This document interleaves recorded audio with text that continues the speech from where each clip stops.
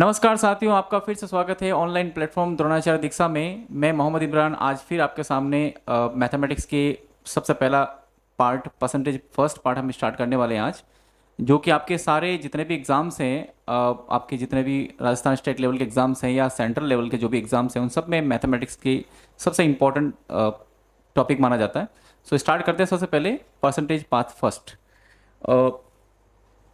ये स्टार्ट करने से पहले आपको कुछ बेसिक्स आपको पहले लर्न करने। आप थोड़ा सा वीडियो को पॉज करके पहले आप अपने पेन एंड पेपर लेकर आप सारे परसेंटेज एंड फ्रैक्शन लिख दीजिए, या अगर आपके कोई पास सीट हो वो सीट हम अपलोड कर देंगे इसमें हमारे डिस्क्रिप्शन सेक्शन में। तो उस सीट को आप पहले डाउनलोड कर लीजिए या फिर कहीं पेन पेपर से लिख लीजिए। उसके बाद में अगर आप इन चीज़ों को यूज़ करोगे तो आई थिंक आपके लिए ज़्यादा बेटर रहेगा। ठीक है, तो वो उसमें मैं अपना टाइम और स्पेंड नहीं करने के बजाय मैं डायरेक्टली क्वेश्चन स्टार्ट कर रहा हूँ, आप उसकी थोड़ी हेल्प जरूर ले लीजिएगा। तो जो हमारा फर्स्ट क्वेश्चन हमारे पास है, एक शहर की जनसंख्या 62% जनसंख्या शिक्षित है। यदि शहर में अशिक्षित लोगों की संख्या 24,567 है तो शिक्षित लोगों की संख्या कितनी है? तो सबसे पहले इन क्वेश्चंस को पढ़ने के बाद में आपको अप्रोच के लिए, नई अप्रोच के लिए आपको कोई फॉर्मूला यूज़ करने की ज़रूरत नहीं है। ऐसा नहीं सोचना है कि हमें कोई ना कोई फॉर्मूला इसके लिए लगाना पड़ेगा तभी इस चीज़ें बनेगी, ऐसा कोई ज़रूरी नहीं है। हमें सिर्फ क्वेश्चन को सही ढंग से, कंसेप्ट को समझना है और इजीली आप हर चीज़ को कर सकते हो। तो जो हमारा पहले क्वेश्चन जो दे रखा है उसमें हमें जो जो चीज़ दे रखी है वो ध्यान में रखो कि 62% हमारे पास जनसंख्या जो है वो शिक्षित है। शिक्षित का मतलब ये होता है कि हम यहाँ जनसंख्या में शिक्षित और अशिक्षित की बात कर रहे हैं, यही से हमें क्लियरली पता चल चुका है। तो हम यहाँ पर जो हमारी जो टोटल पॉपुलेशन है उसमें शिक्षित, एजुकेटेड एंड नॉन एजुकेटेड की बात हो रही है। ये हमने 2% बना दिया। अब यहाँ बोला गया 62% जो है ना वो शिक्षित है, तो मैंने यहाँ पे 62% लिख दिया ई में, एजुकेटेड में, और बाकी का जो बचेगा आपके पास में 100 - 62 38% आ जाएगा यहाँ पर। मतलब ये चीज ऑटोमेटिकली अंडरस्टूड होनी चाहिए, आपके दिमाग में पहला आ जाना चाहिए। अच्छा, 62% शिक्षित है, इसका मतलब 38% अशिक्षित होंगे। उसके बाद बोला गया यदि शहर में अशिक्षित लोगों की संख्या 24,567 है, इसका मतलब ये वाला जो नंबर है ना, ये हमें दे रखा है 24,567। ठीक है, एग्जाम में देखो ये क्वेश्चन आरआरबी ग्रुप डी में पूछा गया है, तो एग्जाम में लगभग ऐसे क्वेश्चन ही ज्यादा पूछे जाते हैं जिसके अंदर प्राइम नंबर्स होते हैं। जैसे ये हालांकि प्राइम नंबर्स नहीं है, लेकिन इसके अंदर एक नंबर है प्राइम जो कि है 19, है ना। तो ज्यादातर क्वेश्चंस ऐसे प्राइम नंबर से रिलेटेड पूछे जाते हैं जिसकी टेबल या पहाड़े जो है वो काफी स्टूडेंट्स को नहीं आते, जिनको आते हैं वो जल्दी सॉल्व कर लेते हैं। तो आपको अपना पहले से अपना माइंड सेट करके चलना है कि ऐसी ऐसी कैलकुलेशन आपको मिल सकती है, ऐसी कैलकुलेशन आपको मिल सकती है। तो आप यहाँ पर देखो, सबसे पहले स्टूडेंट दिमाग लगाता है 38% को मुझे इसे कट करना है, लेकिन मैं कैसे कट करूंगा। दूसरी बात हमें निकालना क्या है वो भी देख लो, शिक्षित लोगों की संख्या में निकालनी। इसका मतलब काफी स्टूडेंट ये सोचते हैं कि हमें 38% से पहले 100% निकालना, उसके बाद 100% का 62% निकालना। आपको बिल्कुल ऐसा नहीं करना। कोई भी क्वेश्चन पढ़ने के बाद स्ट्रेटेजी पहले सेट हो जानी चाहिए, और वो तभी पॉसिबल हो पाएगा जब मैक्सिमम से मैक्सिमम इस टाइप के क्वेश्चन आप सोल्व करोगे। तो जहां तक मेरी कोशिश होगी, हम इस ऑनलाइन प्लेटफॉर्म पर जितने ज्यादा मैक्सिमम से मैक्सिमम क्वेश्चन मैं आपको करवाऊंगा, लेकिन उसके अलावा आपको भी अपने एफर्ट्स देने। तो अब यहां पर हमें 38% की वैल्यू दे रखी है, और आपको जो पूछा है वो पूछा है शिक्षित लोगों की संख्या, मतलब आपको सिर्फ ये निकालना है 62% कितना होगा। तो जरा आप थोड़ा दिमाग में रखिए अच्छी तरह से कि 62%, 38 से क्या मैं 62 निकाल सकता हूं क्या मैं 38 से डायरेक्ट 62 निकाल सकता हूं? कि नहीं, डायरेक्ट नहीं निकाल सकता। तो इसलिए मुझे पहले सारा इसको कट करना पड़ेगा। तो हम इसे किससे कट करें? क्योंकि देखो ये 2 से कट, दिमाग में सबसे पहले ये आता है कि 2 से कट होता है, और हम दिमाग में ही रखते हैं, लेकिन ये 2 से कट नहीं हो रहा। तो ये किस नंबर से कट हो रहा है? दूसरा, क्योंकि ये 2 और 19 है, ये 2 × 19 है, ये 2 और 19 का इसके प्राइम फैक्टराइजेशन जो है अपाजी गुणन का 2 × 19 होते हैं। तो इसका मतलब कंफर्म ये 19 से कटेगा नंबर। तो पहले आपको इसे 19 से कट करना है। तो ये कुछ टेबल जो है ना, जैसे 19 की टेबल है, 23 की है, 29 की है। ज्यादातर एग्जाम में अभी रिसेंटली ऐसे क्वेश्चन ज्यादा देखे जा रहे हैं जो इनसे रिलेटेड पूछे जाते हैं। आजकल वो टाइम चला गया जब हम 3 से टेबल कटने वाला नंबर या 7 से कटने वाला नंबर पूछा जाता है, बहुत कम चांसेस है। तो अब इसको आपको 19 से कट करना, बस 19 से कट करेंगे तो 2 बार कट हो जाएगा, और फिर 19 से इसे कट करना है आपको। तो 19 से इसे कट करेंगे तो हो जाएगा 1213 9 बार कट। ठीक है, थोड़ी कैलकुलेशन आपको अच्छी से आनी चाहिए इसमें। जो भी डिवीजन अगर आप डायरेक्टली 19 से नहीं कर पा रहे तो आप रफ में ऐसा आराम से करके 1213 निकाल सकते हैं। अब 2 से वापस भाग देने की जरूरत नहीं है, ये बात रखना, 2 से वापस भाग नहीं देना, टाइम खराब अपना बिल्कुल नहीं करना। हमें यहाँ पर पूछा ही है शिक्षित लोगों की संख्या, और हम जानते हैं शिक्षित हो 62%। तो हम क्या करेंगे, सीधा 62 बनाने के लिए किससे गुणा करेंगे? आप सब जानते हैं इसको, 62 बनाने के लिए हम 31 से गुणा करेंगे। तो 31 से आप इसको गुणा कर दीजिए, आपका आंसर आ जाएगा। अच्छा, कई बार क्या होता है ऑप्शंस काफी फेवरेबल होते हैं, जैसे सबसे पहले हम यूनिट डिजिट पे फोकस करना, तो 3 एकम 3, इसका मतलब आंसर का जो यूनिट डिजिट है वो 3 होना चाहिए, तो जहां पर 3 होगा वो आपका आंसर है। तो कई बार ऐसा होता है कि जैसे यहाँ पर तो 3 ऑप्शन हमारे पास ऑप्शन ए में भी है और ऑप्शन डी में भी है, तो कंफर्म बी और डी सी तो कट हो गए। कई बार ऑप्शन इतने फेवरेबल आते हैं कि एक ऑप्शन और कट हो गया, मान लो यहाँ पे ये नहीं आता, तो 100% आंसर डी होता। तो ये ध्यान रखना अच्छी तरह से, पूरी कैलकुलेशन करने के बजाय आप थोड़ा सा एक बार फोकस करना। कई बार आंसर इतने फेवरेबल आते हैं कि हम बहुत कम टाइम में आंसर दे सकते हैं। खैर, अब इसको पूरा आप गुणा कर लेंगे तो आपका आंसर 40,083 इसका आंसर आ जाएगा, ऑप्शन डी। तो इस तरह से इन कैलकुलेशंस को आपको जहां तक हो सकती है आपको टाइम बचाने की कोशिश करनी। देखो कंपटीशन का बहुत ज़्यादा कंपटीशन इतना ज़्यादा बढ़ चुका है कि जहां पर आपकी स्मार्टनेस चेक की जाती है, आप कितना स्मार्ट वे से आंसर दे रहे हो। अब अगर मान लो इस क्वेश्चन को करने वाला स्टूडेंट्स अगर 38% से पहले पूरा कट करके इसको पॉइंट्स में कट करके पहले 100% निकालता, 100% निकालने के बाद 62% निकालता, वो स्टूडेंट्स डेफिनेटली बहुत टाइम ज़्यादा यूज़ करने की वजह से इस क्वेश्चन को नहीं कर पाएगा और सिलेक्शन की संभावना भी काफी कम हो जाती है। अब बात करते हैं दूसरे क्वेश्चन की तरफ। 2 वर्ष बाद एक शहर की जनसंख्या कितनी हो जाएगी? वर्तमान में 12 लाख है, वृद्धि की दर 4% है। ठीक है, तो अब यहाँ पर भी क्वेश्चन को समझना है। मैं हर टाइप के अलग अलग टाइप के क्वेश्चंस लेके आया हूं ताकि आप लोगों को हर टाइप के क्वेश्चंस एक बार समझा दूं। ये वीडियो आप पूरा देखने के बाद में आप अगर आप इस टाइप के क्वेश्चन सॉल्व करोगे तो आपको डेफिनेटली कॉन्फिडेंस बढ़ेगा और आप जल्दी भी सॉल्व कर पाओगे, इसलिए मैं अलग अलग टाइप के क्वेश्चन लेके आया हूँ। तो 2 वर्ष बाद एक शहर की जनसंख्या कितनी हो जाएगी जो वर्तमान में 12 लाख है? ये बोल रहा है 2 वर्ष बाद कितनी हो जाएगी, वर्तमान 12 लाख, मतलब आज 12 लाख है, संख्या जो है वो आज 12 लाख है। आपको 2 वर्ष बाद पूछा और वृद्धि दर दे रखी है 4%। ये 4% प्रतिवर्षीय मानी जाती है। वैसे यहाँ पे 4% आगे प्रतिवर्ष नहीं लिखा हुआ, ये भी आरआरबी ग्रुप डी का क्वेश्चन है, लेकिन यहाँ पे कहीं प्रतिवर्ष लिखा हुआ नहीं है, बाई डिफॉल्ट हम प्रतिवर्षीय लेते हैं। अगर इसके अलावा 6 माही चेंज हो रही है या हर 2 साल में 4% चेंज हो रहा है तो वो पर्टिकुलर कंडीशन से क्वेश्चन में लिखी हुई आती है, नहीं लिखी है मतलब प्रतिवर्ष। तो इसका मतलब आपको यहाँ पर भी 4% बढ़ाने, पहले साल भी बढ़ाने, इसके बाद दूसरे साल भी 4% बढ़ाने। तो आप आराम से 12% का 4% बढ़ा कर 4% निकाल कर उसके बाद 12 लाख का 4% फिर उस जो अमाउंट आएगा उसका 4% फिर निकाल के बढ़ा के कर सकते हैं। इसके अलावा हम एक काम और कर सकते हैं, काम बहुत शॉर्ट हो सकता है। एक सक्सेसिव फॉर्मूला, जब भी कभी भी वृद्धि, देखो वृद्धि भी वृद्धि होती है, जनसंख्या पहले बढ़ी, फिर जितनी जनसंख्या आगे बढ़ी उस पर भी और जनसंख्या बढ़ रही थी, इसको बोलते हैं हम क्रमिक वृद्धि, इसको हम क्रमिक वृद्धि बोलते हैं। तो यहाँ पर ये क्रमिक वृद्धि का प्रश्न हो चुका है और क्रमिक वृद्धि के लिए आप एक सिंपल सा फॉर्मूला है वो आप याद रखिए। वैसे मैं फॉर्मूले बहुत कम बताता हूँ और बहुत कम, ये फॉर्मूला ज़्यादा इंपॉर्टेंट इसलिए माना जाता है बिकॉज इस पर क्वेश्चन काफ़ी ज़्यादा रिसेंटली ज़्यादा देखे जा रहे हैं। सो एक फॉर्मूला आप याद रखोगे इसके लिए, x plus y plus x y upon 100, ये 2 साल की वृद्धि तक का ही फॉर्मूला है, बस ज़्यादा यूज होता है। तो अब ये फॉर्मूला अगर यूज करोगे तो आपको जल्द से पता चल जाएगा और आप आराम से अपनी कैलकुलेशन के हिसाब से आंसर भी निकाल सकते हो। तो यहाँ पर इस फॉर्मूले में अगर मान रखेंगे हम तो 4+4 इंटू 4/100, जरा सी अगर प्रैक्टिस करोगे ना तो आप पहले ही से देख के बोल दोगे 4 और 4 8 और 4 चौक 16, इसका मतलब 8.16 की वृद्धि हो गई। अगर आप अच्छी सी प्रैक्टिस करोगे ना इन चीज़ों की तो आप जल्दी बता पाओगे कि इसमें वृद्धि कितने % की हो रही है बिना ज़्यादा बड़ी कैलकुलेशंस किए। अगर मैं बोलूँ 5 और 5 है तो 5 और 5 10 और 5 और 25, यानी 10.25 की वृद्धि हो गई। अगर मैं बोल रहा हूँ 6 और 6 है तो 6 और 6 12 और 6 6 36, 12.36 की वृद्धि हो गई। ये क्वेश्चंस आते हैं रिसेंटली, 2-2 साल के क्वेश्चंस ऐसे देखे गए हैं, इसलिए आप ये फॉर्मूला याद रख लीजिए। उसके बाद में आप 8.16 की वृद्धि करके इसमें आपको प्लस करना, तो पहले हम क्या कर सकते हैं, इसमें 12 लाख का 8% निकाल लो, इसका 8% निकाल कर 12 लाख का 8% आप निकाल कर, ठीक है, आप 12 लाख का इजीली 8% निकालने के बाद आप इसमें प्लस करना, आपका आंसर आ जाएगा। अब इसको करना बिल्कुल सिंपल है, परसेंटेज और पॉइंट 2 अंक डिजिट के बाद है तो टोटल 4 डिजिट हमारे कैंसिल हो जाएंगे। उसके बाद बस 120 से गुणा कर लो, तो 12 से गुणा कर लेता हूँ इसको, 12 से गुणा करेंगे 12 7 9 1 6 9 और 7 और 1 0, यानी 57,920 जो है ना प्लस हो जाएगा। तब आप देख लीजिए 12 लाख में 57,920 प्लस करने पर कौन सा आंसर आएगा, ऑप्शन ए इसका आंसर आ जाएगा। इस तरह से हम इन क्वेश्चन को सॉल्व कर सकते हैं। तो अब यहाँ पर भी आपको टाइम बचाना। अदर स्टूडेंट्स क्या करेंगे इसके अंदर, पहले 12 लाख का 4% प्लस करेंगे, उसके बाद फिर वो प्लस करने के बाद फिर 12 लाख का 4% प्लस करेंगे।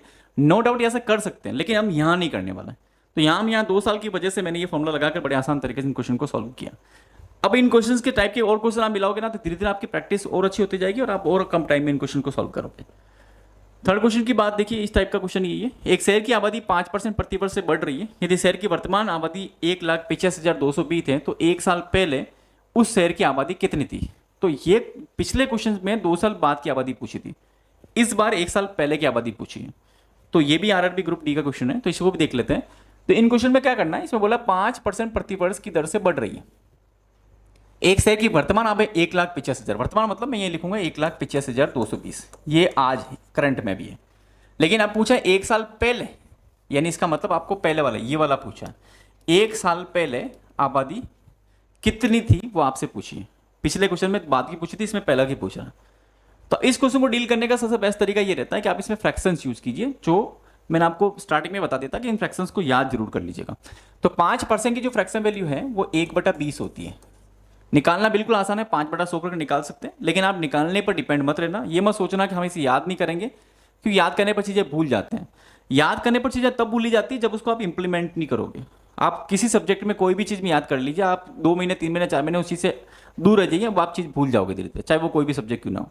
लेकिन मैथ्स में आपको इन चीज़ों को याद करके इसको इंप्लीमेंट करना, जितना ज़्यादा इंप्लीमेंट करोगे, आप 5% को आप दिन में एक बार या 2 दिन में एक बार भी कहीं काम में ले रहे हो ना, तो डेफिनेटली आप 100% इसको याद आ जाएगा आपको।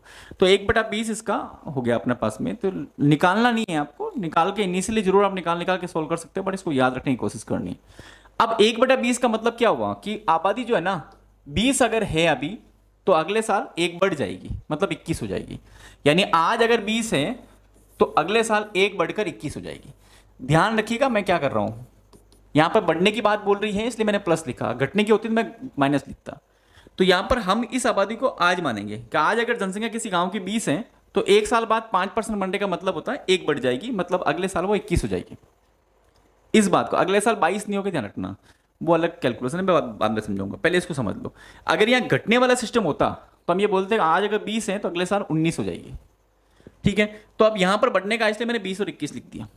अब इसका मतलब ये हुआ कि ये 21 है, ये 21 के फैक्टर में डेफिनेटली आएगा। बस यहां से आप फैक्टर निकाल लो। फैक्टर का मतलब 21 को किस नंबर से मल्टीप्लाई या गुणा करने पर ये हमारे पास एक जो नंबर है ये आ जाएगा। तो इसको पता करने के लिए पहले आप 21 में से भाग दे दीजिए। अब या तो डायरेक्टली 21 का भाग दे पाओ तो बढ़िया, नहीं दे पाओ तो आप इसे 3 से और 7 से कट कर सकते हैं, बिकॉज 21 जो है वो 3 × 7 होता है।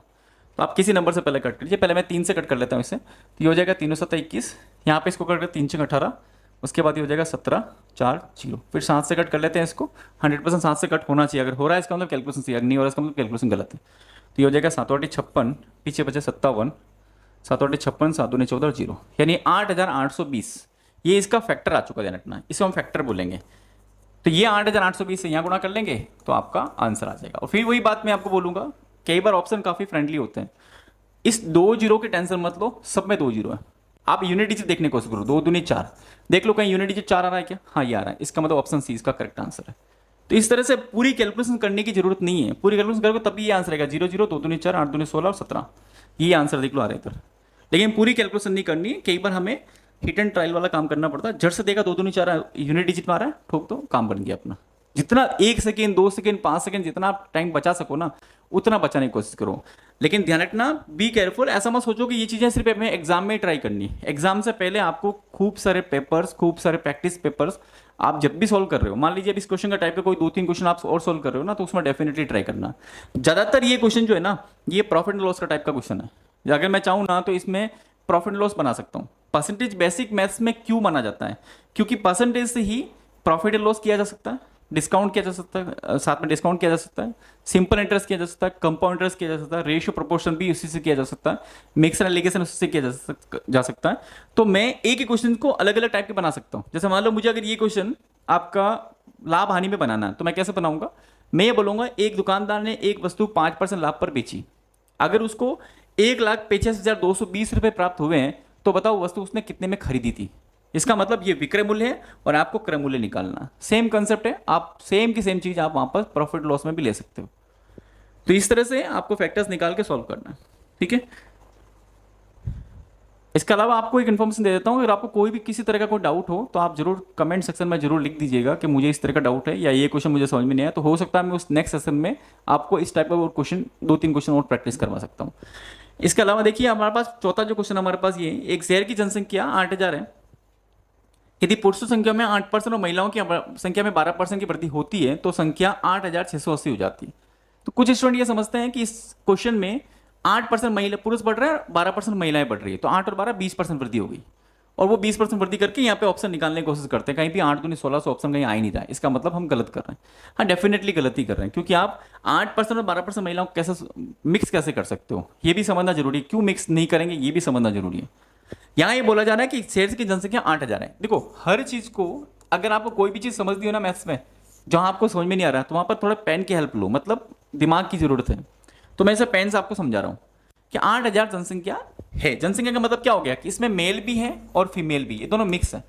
अगर मैं आपको यहां से यहां तक पढ़ने के बाद पूछूं, बताओ क्या आपको पता है 8,000 में से क्या 4,000 पुरुष और 4,000 महिला, ऐसा कुछ कहा हुआ है क्या? ऐसी की कंडीशन यहाँ पे गिवन है क्या आधा पुरुष आधा महिला? नहीं गिवन है। इसका मतलब हमें ना तो ये पता है कि पुरुष कितना, नाम है ये पता है महिलाएं कितनी। हो सकता है पुरुष 2,000 हो तो महिलाएं 6,000 होगी, हो सकता है पुरुष 3,000 हो तो महिलाएं 5,000 होगी, वो हमें नहीं पता ना। तो इसलिए हम इन दोनों को ऐड नहीं कर सकते, क्योंकि 8% पुरुषों की संख्या की बात बोली जा रही है। अब ये कह रहा है 8% जो है ना पुरुष बढ़ रहे हैं, 8% पुरुष बढ़ रहे हैं और महिलाओं में 12% की वृद्धि होती है। ये महिलाओं में 12% वृद्धि हो रही है। अब ये 8% बढ़ेंगे ना, वो यहां पे जितने पुरुष है उस हिसाब से बढ़ेंगे, और ये 12% बढ़ रहे हैं ना, यहां पे जितनी महिलाएं हैं उस हिसाब से बढ़ेगी। तो हमें ये पता ही नहीं है कितनी है, तो हम ऐसे 12 और 8 20 नहीं कर सकते। ये 12 और 20 तभी उस केस में होते हैं जब ये दोनों बराबर बराबर होते हैं। ये 4,000 ये 4,000 तो तब होते हैं। ठीक है, तो अब ये थोड़ा ध्यान रखना अच्छी तरह से, मतलब हर क्वेश्चन को डेप्थ से आपको समझना है। सिर्फ ऐसा नहीं होता है कि मैथ्स में सिर्फ एक नंबर का खेल होता है, बस नंबर देखो 12 और 20% हो गए, 20% 1600 का दिख गया, क्लिक किया और आगे बढ़े, रॉन्ग आंसर है। मैक्सिमम टाइम ऐसे ही स्टूडेंट्स करते हैं। आपको ऐसा नहीं करना, आपको हर चीज को ध्यान से समझना।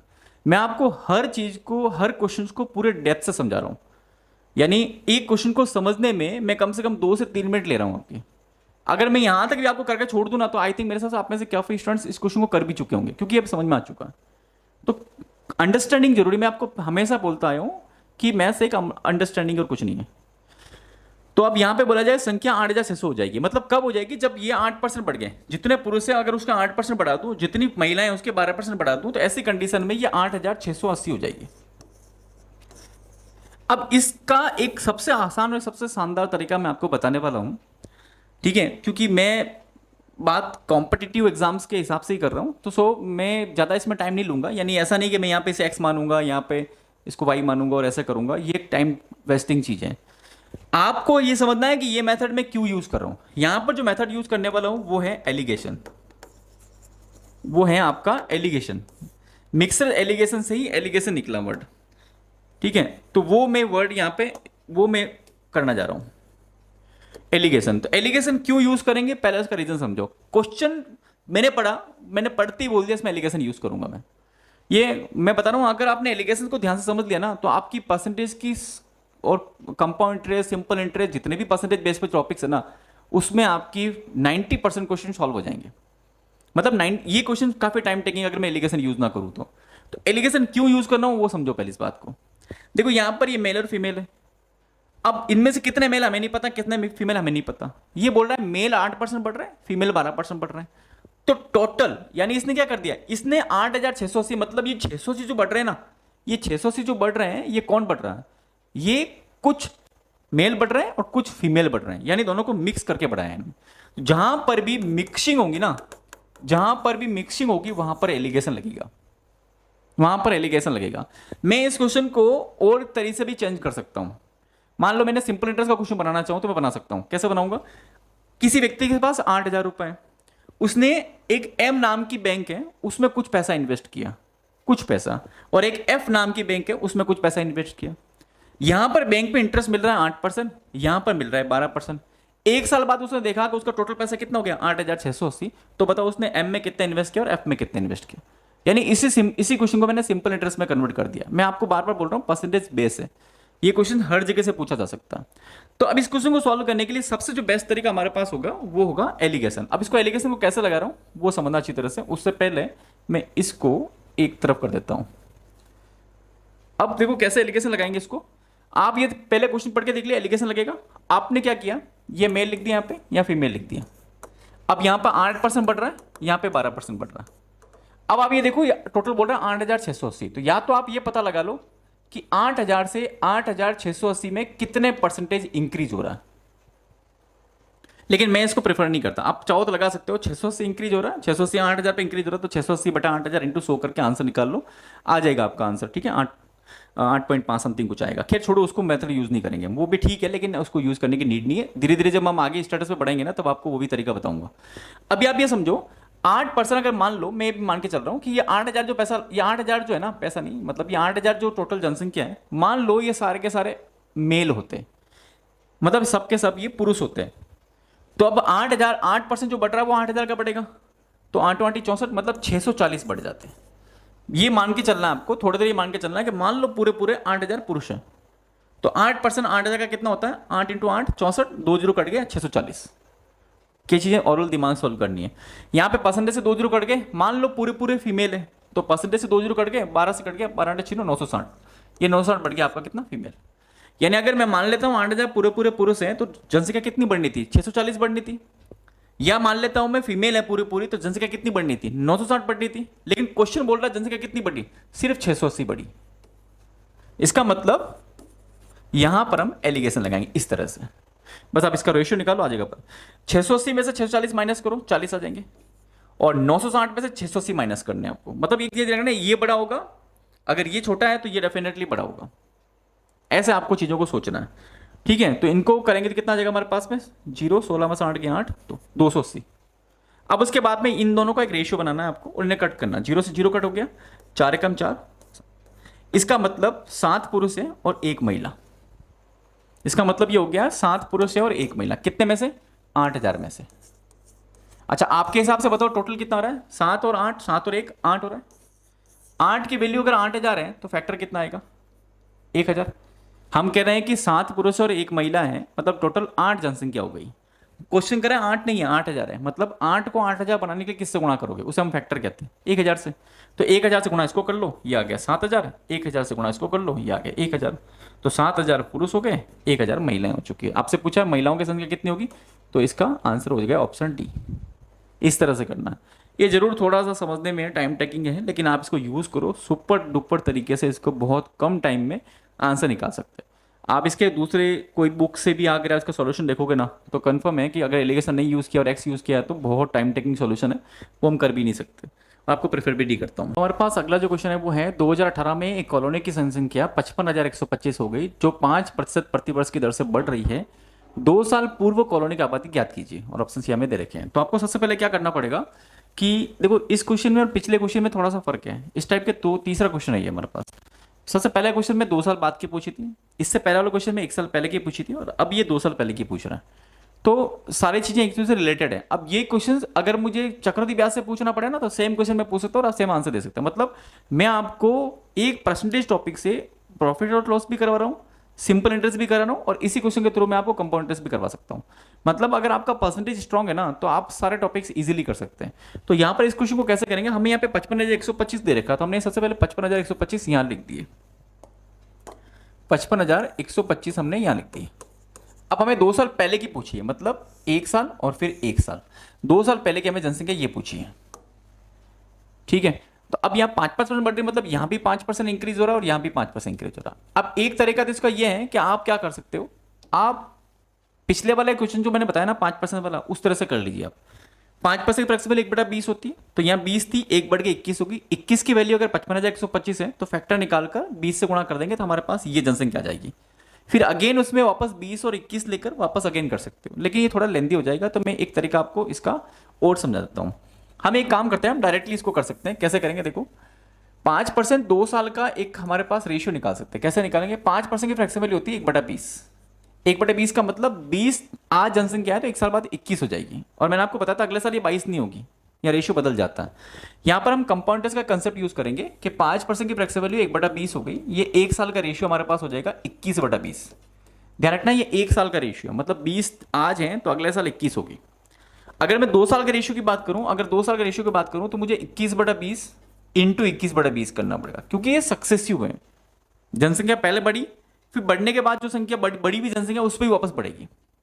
जैसे मान लो पहले जनसंख्या 100 थी, अब 100 पे 10% बढ़ गई तो 110 हो गई। अब अगर 10% बढ़ेगी ना, तो वो 100 पे नहीं बढ़ेगी, वो 110 पे बढ़ेगी। इसे बोलते हैं सक्सेसिव, क्रमिक। तो यहां पर ये क्रमिक है, 21/20 इंटू 21/20, इसको क्रमिक बोलते हैं हम। तो ये हो जाएगा हमारे पास कितना, 441/400। या आप चाहो तो इसे 21 इंटू 21 और 20 इंटू 20 भी रख सकते हो, कैलकुलेशन आसान होगी। तो इसका मतलब ये होगा कि आज जनसंख्या हमारे पास जो है वो है 400, 2 साल बाद जनसंख्या हो जाएगी वो 441 हो जाएगी, या मैं इसकी जगह 21 × 21 लिख देता हूं ताकि ये आराम से कट होकर फैक्टर निकल जाए। चलो इसका फैक्टर निकालते हैं। तो इसे 7 से कट कर लेते हैं, 7 21, इसको भी 7 से कर लेते हैं, तो हो जाएगा 7 7 49, पीछे बचे हमारे पास 6 61, 7 8 56, पीछे बचे 5 52, 7 से 49, 7 5 35। फिर 3 से कट कर लो चाहो तो, इसको 3 से करेंगे हमारे पास कितना हो जाएगा 75। उसके बाद हमारे पास कितना हो जाएगा 26 ही कर लो ना, 78 और 25। फिर अगेन इसको 7 से कट कर लेते हैं, 7 21, फिर इसको भी 7 से कर लेते हैं, 7 21, पीछे हमारे पास कितने बचेंगे 52, 7 7 49 और 7 5 35। फिर 3 से कट कर लेंगे 125, तो कुल मिलाकर 125 है। देखो ये कैलकुलेशंस आपको थोड़ी हार्ड लग सकती है, लेकिन धीरे धीरे अच्छी प्रैक्टिस करने के बाद में ये कैलकुलेशन आपके लिए और ज़्यादा आसान हो जाएगी। तो हमारे पास जो फैक्टर आया ना वो 125 आ चुका, बस अब 125 से गुणा कर लो, आपका आंसर आ जाएगा। तो 125 यहाँ गुणा करेंगे तो 50,000 हमारा आंसर आ जाएगा, ऑप्शन डी। तो इस तरह से बड़ा आसान तरीके से इन क्वेश्चन को हम डील कर सकते हैं। अब यही क्वेश्चन कंपाउंड इंटरेस्ट में कैसे पूछा जाता है, मतलब चक्रवृद्धि ब्याज में ये क्वेश्चन कैसे पूछा जाता है। ये पूछा जाएगा कि एक व्यक्ति ने कुछ पैसा बैंक से उधार लिया या उधार दिया, जो भी है उधार लिया, बैंक 5% प्रतिवर्ष ब्याज देती है। 2 साल बाद अगर वो बैंक को 55,125 रुपए उधार चुका रहा है, पूरा मूल चुका रहा है, मूल प्लस ब्याज चुका रहा है या मिश्रधन चुका रहा है, तो बताओ उसने 2 साल पहले कितने पैसे उधार लिए थे। तो सेम चीज, सेम कंसेप्ट चक्रवृद्धि ब्याज में भी यूज होता है। तो वही चीज बता रहा हूं मैं आपको, परसेंटेज इतना इंपॉर्टेंट है कि आप हर टाइप के क्वेश्चंस को डील कर सकते हो। अगला क्वेश्चन हमारे पास है, एक शहर में एक प्रत्येक वर्ष के आरंभ में लोगों से संख्या में 3% वृद्धि हुई। उस शहर की वर्तमान जनसंख्या 30 लाख है, तो 3 वर्षों बाद कितनी जनसंख्या होगी। ये क्वेश्चंस मैं आप लोगों के लिए छोड़ रहा हूं, आप लोग इसका आंसर जरूर निकाल कर कमेंट सेक्शन में इसका जरूर आंसर दें। यहाँ पर 3 साल के लिए मैं हिंट दे देता हूं आपको, थोड़ा सा कैलकुलेशन हो सकता है इसके अंदर। यहाँ 3% वृद्धि हो रही है, आपको 3 सालों बाद निकालना है। तो 3% का अप्रॉक्सिमेटली 3/100 होता है, बढ़ने के बाद में बढ़ रही है, इसलिए कितना हो जाएगा 103/100। ये तो 1 साल का, ये तो 1 साल का, मुझे निकालना 3 साल का। इसका मतलब इंटू 103/100 इंटू 103/100। उसके बाद में बस वो 3 सालों में 30 लाख दे रखी है, तो यहाँ पे 30 लाख निकाल कर आप आराम से आंसर निकाल सकते हो। तो ये क्वेश्चन मैं आपके लिए छोड़ रहा हूँ, आप इस क्वेश्चन को जरूर इसका आंसर निकाल कर एक बार कमेंट सेक्शन में जरूर दें, ताकि हम ये देख सके कि हमारे जो व्यूवर्स हैं वो कितना अच्छे से वीडियो को देख पा रहे हैं और कितने अच्छे कमेंट्स दे पा रहे हैं। ठीक है, अगला हमारे पास क्वेश्चन है, एक परीक्षा में प्रजॉय ने 272 अंक प्राप्त किए, जो 64% अंक प्राप्त करने के बराबर था। परीक्षा कितने अंक की थी। अब इस टाइप के क्वेश्चंस भी रिसेंटली बहुत ज़्यादा देखे जाते हैं, क्योंकि इन क्वेश्चंस में कैलकुलेशंस नाम की बहुत कम चीज़ होती है, बट कंसेप्ट ज़्यादा यूज होता है। तो अब स्टूडेंट्स यहाँ पे सोचते हैं 64% निकाल लो इसका, या ऐसा कर लो वैसा कर लो, मतलब दिमाग में कई तरह की उल्टे मेथड दिमाग में आ जाते हैं। तो आपको क्या करना है, ध्यान से क्वेश्चन को पढ़ना है। क्वेश्चन बोला है परीक्षा में प्रांजोय ने 272 अंक प्राप्त किए, ठीक है कर लिए। उसके बाद ये बोल रहा है कि 64% अंक प्राप्त करने के बराबर था, मतलब ये 272 जो है ना वो 64% अंक के बराबर है। यानी एक तरफ बोल रहा हूं कि प्रजॉय ने 272 अंक प्राप्त किए, दूसरी तरफ बोल रहा हूं कि 64% प्राप्त किए, तो दोनों में ये दोनों इक्वल है। इसका मतलब 64% की जो वैल्यू है वो 272 है। ठीक है, उसके बाद क्या बोल रहा है, परीक्षा में कितने अंक की थी, परीक्षा कितने अंक की थी। तो प्रश्न हमेशा जब हमारे पास कोई भी नंबर नहीं होता तो हम उसे क्या मानते हैं, 100% मानते हैं, कि 100% मानते हैं उसको। इसका मतलब आपको 100% की वैल्यू पूछी है बस। तो इसको जितना ज्यादा हो सके कट करके आंसर निकाल लो। हो सकता है कई बार, अच्छा देखो दिमाग में ये भी रखना बहुत जरूरी है हमारे पास में, कि कई बार मल्टीपल्स काफी मतलब रिलेटिव काफी ज्यादा अच्छे से हो जाते हैं। जैसे आपको लग रहा है कि ये इसका कोई ना कोई मल्टीपल हो सकता है क्या, तो आप गुणा करके देख सकते हो इसे। मैंने इसे मान लो 4 से गुणा किया तो 4 चौक 16 और 254 आएंगे, नहीं 254 तो इसके बराबर नहीं है। इसका मतलब 4 गुना तो नहीं है, 4 गुना से लगभग ज्यादा ही है। तो अप्रोक्सीमेट आंसर 4 गुना सब ज्यादा ही दे रखे हैं। इसका मतलब हम इसको पूरा कट करके निकालेंगे। कई बार ऐसा होता है ना, कई बार मान लो ऐसा होता है कि मान लो मैंने 64% दे दी और यहाँ पर लिख दिया 256। अब यहाँ स्टूडेंट क्या करता है, टाइम खराब करते हैं सॉल्व करने में। क्यों सॉल्व कर रहे हो, आपको पता है ये डायरेक्टली 4 गुना ही तो है इसका। तो 1% की वैल्यू 4 है तो 100% की 400, खत्म आंसर आ जाएगा। ये हम कर लेते हैं, लेकिन अभी यहाँ तो ऐसा है नहीं, ये देखना जरूरी है। मुझे आपको हर चीज बताने जरूरी है कि एग्जाम में ऐसे क्वेश्चन आते हैं। खैर अब इसको पूरा सोल्व कर लो। तो इसको हम 8 से कट कर लेते हैं, 8 × 64, इसको भी कर लेते हैं 8 × 24, 8 × 32। फिर इसको 2 से कर लेते हैं, 2 चौक और 2 से कट गया 17 बार। अब उसके बाद वापस जबरदस्ती इसको 4 से डिवाइड करके भी हम निकाल सकते हैं 100% की वैल्यू, लेकिन मैं ऐसा नहीं करूँगा।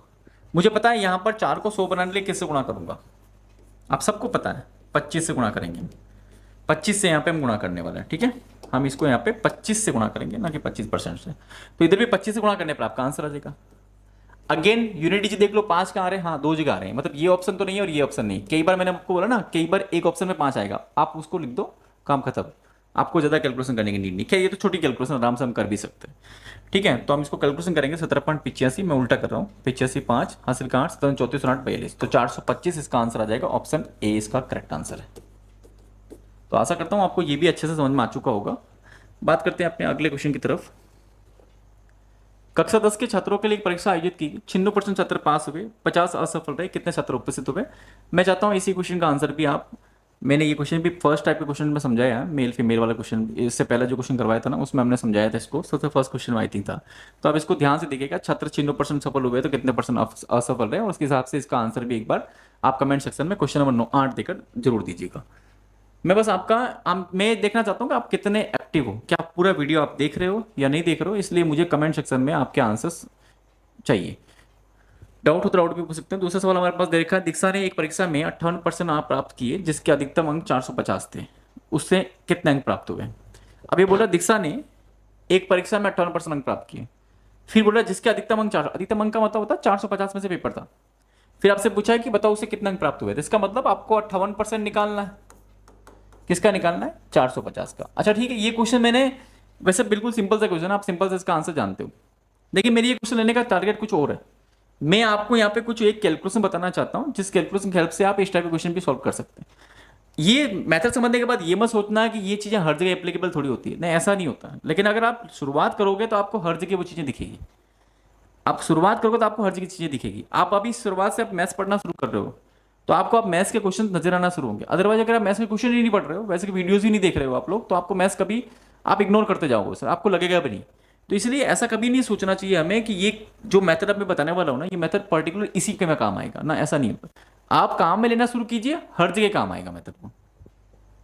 तो देखो यहाँ पे 58/100 करके हम निकाल सकते हैं, वो ठीक है, वो तरीके मैं आपको यूज लेने के लिए मना करूंगा। मैं एक काम करता हूँ, मैं आपसे कहता हूँ कि आप क्या कीजिए, सबसे पहले इस जीरो को आप यहाँ रख लीजिए आप, ताकि ये 45% बन जाए, और परसेंटेज को मैं यहाँ दे दीजिए, क्योंकि शिफ्टिंग में कर सकता हूँ, परसेंटेज में मैं शिफ्टिंग कर सकता हूँ। तो मैंने इसको क्वेश्चन को चेंज किया, ये सिर्फ आपको समझना है ना, ये चीज़ें दिमाग में करनी है आपको, ऐसा नहीं है कि आपको पेन पेपर चलाना है इसके लिए। फिर बोलोगे पेन पेपर चलाना तो 58/100 करके डायरेक्टली कट करके आंसर निकालो ना, ऐसा नहीं करना है आपको। आप दिमाग में करना है कि जीरो इधर चला गया, 45% हो गया। 45% का मतलब होता है 50 - 5, 50 - 5, 50 - 5 का मतलब होता है कि आप पहले आधा निकालो, उस आधे में उसका 10% माइनस कर दो उसी का, क्योंकि 50% का 10% 5% होता है। तो मैं आधा निकालूंगा, इसका आधा कितना हुआ 290, फिर 290 का 10% होता है 29, ये मैं इसमें से माइनस कर दूंगा, हमारा आंसर आ जाएगा। तो 290 में से पहले 30 माइनस करो 260, फिर एक वापस प्लस कर लो तो 261 हमारा आंसर आ जाएगा, जो कि ऑप्शन बी हमारा करेक्ट आंसर है। इसके बाद एक क्वेश्चन और लेते हैं इसका, कि एक परीक्षा में उत्तीर्ण होने के लिए प्राप्तांकों का प्रतिशत 42% होना चाहिए, अधिकतम अंक 450 है, तो परीक्षा में उत्तीर्ण होने के लिए कितने अंक प्राप्त करना आवश्यक है। तो इस क्वेश्चन को भी आप इसी वे में करने की कोशिश करना, जैसे मैंने आपको बताया। ये समझ लीजिए आपके होमवर्क ही है, ये सेम टाइप का क्वेश्चन है, तो इसको भी एक बार जरूर अच्छे से ट्राई करना। अगला क्वेश्चन हमारे पास, एक परीक्षा में चित्रा ने 58.5 अंक प्राप्त किए, जो 78% अंक प्राप्त करने के बराबर था। ये भी क्वेश्चन उसी टाइप का क्वेश्चन है, इसको भी एक बार जरूर ट्राई कीजिएगा। फिर एक कक्षा में किसी दिन 5% छात्र अनुपस्थित थे, यदि उपस्थित छात्रों की संख्या 38 है तो उस दिन कक्षा में कुल संख्या कितनी है। अब जब इतनी क्वेश्चन, इस टाइप के क्वेश्चन भी हम पहले कर चुके हैं, लेकिन आपकी इतनी प्रैक्टिस होने के बाद, जब वो क्वेश्चन आप जितना कंटिन्यूसली कर रहे हो, तो प्रैक्टिस होने के बाद आई थिंक इस क्वेश्चन का आंसर आप ओरल भी दे सकते हो, क्योंकि कैलकुलेशन बिल्कुल छोटी सी है। जैसे मैं ट्राई करता हूँ, किसी दिन 5% छात्र अनुपस्थित है, तो 5% का मतलब होता है 1/20। तो 1/20 का मतलब ये हो गया कि 20 में से एक छात्र अनुपस्थित था। अनुपस्थित होने का मतलब एक कम था, तो इसका मतलब उस दिन छात्र 20 नहीं थे, 19 ही थे, एक एब्सेंट था। हम कह रहे 19 थे और क्वेश्चन कह रहा है 38 थे, इसका मतलब डबल थे। तो जो नंबर है वो सब डबल करने हैं आपको। आपको पूछा उसी दिन कक्षा में छात्रों की कुल संख्या कितनी है, छात्रों संख्या कुल की संख्या कितनी, मतलब टोटल संख्या, प्रेजेंट एब्सेंट की बात नहीं हो रही, टोटल नंबर ऑफ स्टूडेंट्स कितने थे, डबल कर लो। तो आंसर कितना होगा, 20 का डबल 40, इसका आंसर हो जाएगा ऑप्शन ए। तो इस तरह से बड़े आसान तरीके से इन क्वेश्चन का आंसर हम इजीली निकाल सकते हैं, बस आपको प्रैक्टिस की अच्छे से नीड है। ठीक है, तो मैं इसको समझाता हूँ। तो ये 20 था हमारे पास, 20 में से एक एब्सेंट है, तो 19 बचा हमारे पास। हम कह रहे हैं 19 और क्वेश्चन कह रहा है 38 थे, इसका मतलब फैक्टर आ गया डबल, तो इसको डबल कर लो, हमारे पास 40 आंसर आ गया। अगर मैं ये भी पूछता ना कितने स्टूडेंट्स एब्सेंट थे, तो इसका डबल कर लो, तो एक हम 2 स्टूडेंट एब्सेंट थे। ठीक है, उसका हमारे पास अगला क्वेश्चन है, एक विद्यार्थी को उत्तीर्ण होने के लिए 40% अंक प्राप्त करना आवश्यक है। एक परीक्षा में 40 अंक प्राप्त हुए और वह 40 अंकों से अनुत्तीर्ण हो गया। ठीक है, परीक्षा के प्राप्त करने के योग्य अधिकतम अंक कितने थे? तो इस क्वेश्चन को भी, इतने क्वेश्चन करने के बाद आगे वही बात बोलूंगा आपको कि अगेन इन क्वेश्चन को आप थोड़ा दिमाग से सोचो कि क्वेश्चन में क्या है, हो सकता है शायद आप इसको दिमाग में ओरल कर सकते हो। 40% अंक प्राप्त करना आवश्यक है, यानी पासिंग मार्क्स 40% है। फिर आपसे बोला गया है एक परीक्षा में 40 अंक प्राप्त हुए और 40 अंकों से फेल हो गया, मतलब 40 नंबर ही उसको आए और बोला जा रहा है कि वो 40 नंबर से फेल हो गया, मतलब 40 नंबर और आ जाते तो वो पास होता। 40 उसके आए हैं, 40 और आ जाते तो वो पास होता, इसका मतलब उसको 80 नंबर चाहिए होते हैं, इसका नंबर उसको 80 नंबर चाहिए होते हैं। यहां पर 40% वाला पास है, हम बोल रहे हैं 80 नंबर वाला पास है, मतलब डबल नंबर वाला पास है। ठीक है, 40% वाला पास है मतलब 80 नंबर वाला पास है, मतलब डबल नंबर वाला पास है, मतलब डबल करना है मुझे। तो कुल मिलाकर परीक्षा के प्राप्त करने योग्य अधिकतम कितने थे? तो हम 100% मांगते हैं, तो 100% का डबल कर लो, 200 आपका आंसर हो जाएगा, ऑप्शन डी इसका करेक्ट आंसर आ जाएगा। तो इस तरह से इन चीजों को जितना हो सके उतना ज्यादा ओरल करने की जरूरत है।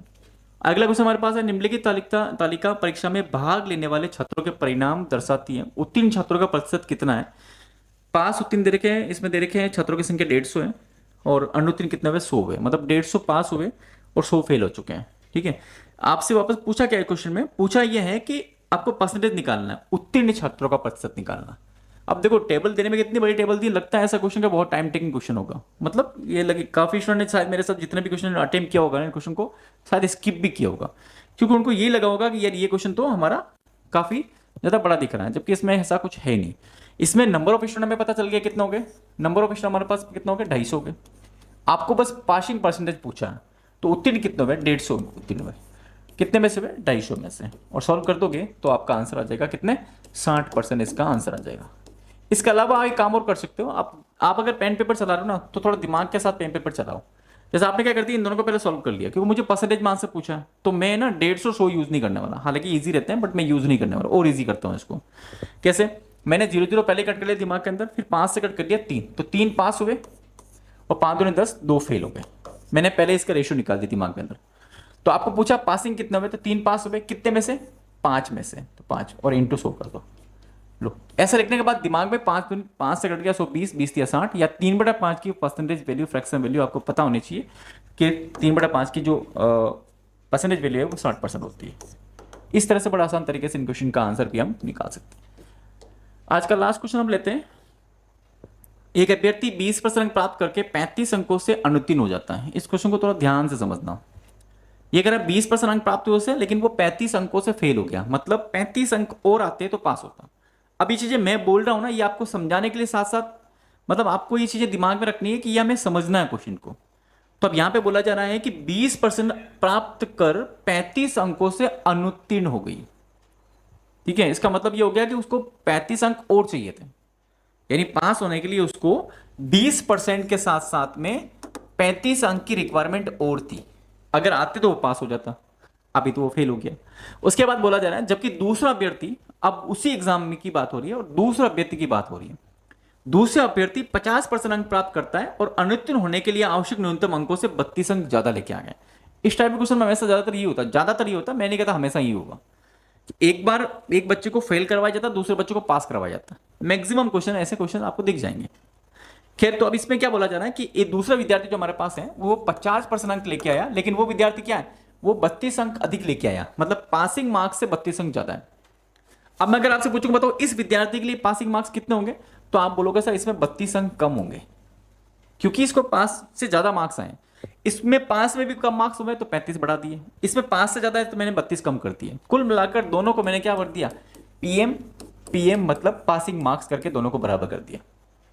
बस अब इसको सॉल्व करना। परीक्षा का पूर्णांक क्या था, मतलब आपको 100% पूछा, आपको 100% पूछा, पूर्णांक मतलब 100% पूछा, तो इसका मतलब परसेंटेज वैल्यू आपको निकालनी है। तो मैं एक काम करता हूं, देखो यहाँ पे परसेंटेज को एक तरफ करता हूँ, ये 20% है, ये 50% है, तो मैं 20 को 50 के पास लेके जाता हूँ। चलो, तो ये माइनस हो जाएंगे, तो 50 माइनस 20 30% हो जाएगा, और ये माइनस 32 को लेके आऊंगा तो प्लस 32 हो जाएंगे, ये हो जाएंगे 35 प्लस 32, तो ये हो जाएगा 30%, और ये हमारे पास हो जाएगा कितना, 67। 35 और 32, ठीक है 67 हो गया। 30% की वैल्यू हमारे पास कितने के 67। आप देखो यहाँ पे मैं थोड़ा सा क्यों रुक रहा हूँ, क्योंकि देखो यहाँ पे 3 से नंबर कट ही नहीं हो रहा, तो इसका मतलब जो आंसर आएगा वो फ्रैक्शंस में ही बनेगा, और फ्रैक्शन में हमारे पास सिर्फ एक ही ऑप्शन है, ऑप्शन बी, तो इसका ऑप्शन बी इसका करेक्ट आंसर है। तो अभी इसको मेथड से कैसे निकालना वो समझा देता हूँ मैं आपको। वैसे आपको ऐसे दिमाग में क्लिक करना बस। तो 30% की वैल्यू 67 है, आपको 100% चाहिए, तो पहले 10% निकाल लो या फिर 1% निकाल लो। 1% निकालने के लिए 30 को नीचे भेज दूंगा। अब 100% निकालने के लिए 100 से गुणा कर देंगे, तो जब 100 से गुणा करेंगे तो एक जीरो से एक जीरो कट जाएगा, आंसर आ जाएगा 670/3, या पॉइंट्स में जो भी आंसर आता है उसका आंसर आ जाएगा। तो इस तरह से हमें इन चीज़ों को बड़े आसान तरीके से सॉल्व करना है। तो ये आज का पूरा कंप्लीट परसेंटेज का पार्ट था, ये पार्ट फर्स्ट। आगे मैं पार्ट 2, पार्ट 3 एंड पार्ट 4 इसके जरूर करवाऊंगा। आपसे एक रिक्वेस्ट है कि आप इन वीडियोस को अच्छे से वापस देखिए। अगर नहीं समझ आ रहा है आपको, तो उस जगह पे वापस इसको वापस उस वीडियोस को रिकॉर्डेड वापस वीडियो को देखना है। इसके अलावा कोई डाउट हो तो जरूर आप कमेंट सेक्शन में लिख सकते हैं। और आपसे सबसे बड़ी रिक्वेस्ट मेरी यही है कि जितना ज़्यादा हो सके इन चीज़ों को ज़्यादा ज़्यादा शेयर कीजिए। जो नीडफुल पर्सन है, जिसको नीड है इन चीज़ों की, उन्हें ज़्यादा ज़्यादा शेयर कीजिए आप, ताकि जितने ज़्यादा व्यूज़ और जितने ज़्यादा सब्सक्राइबर हमारे लिए ज़्यादा हमारे बढ़ेंगे, ये हमारा मतलब मेन जो हमारा ये टारगेट है कि जितना ज़्यादा सब्सक्राइबर हो सके हमारे पास, व्यूवर्स हो ज़्यादा ज़्यादा आए, तो जितने ज़्यादा व्यूवर्स आएंगे उतना ज़्यादा हम कंटेंट पे भी ज़्यादा फोकस करेंगे। Thank you very much. Subscribe करना ना भूलें, लाइक करना ना भूलें। Thank you very much.